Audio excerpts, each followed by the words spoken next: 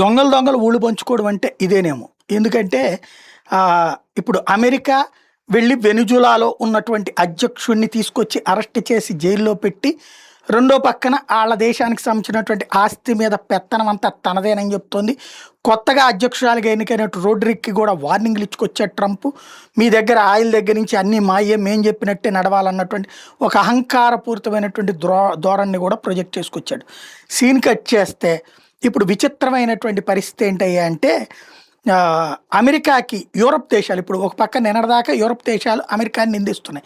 యూరప్‌లో ఉన్నటువంటి ఫ్రాన్స్ కావచ్చు, కెనడా కావచ్చు, బ్రిటన్ కావచ్చు ఇట్లాంటివని. ఇప్పుడు యూరోప్ యూనియన్ మాత్రం అమెరికా వెనిజులా విషయంలో తీసుకున్న నిర్ణయం సమర్థనీయమేనట.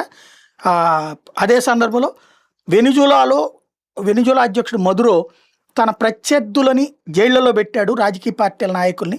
వాళ్ళందరినీ తక్షణం విడిచిపెట్టాలన్నటువంటిది యూరోప్ యూనియన్ డిమాండ్.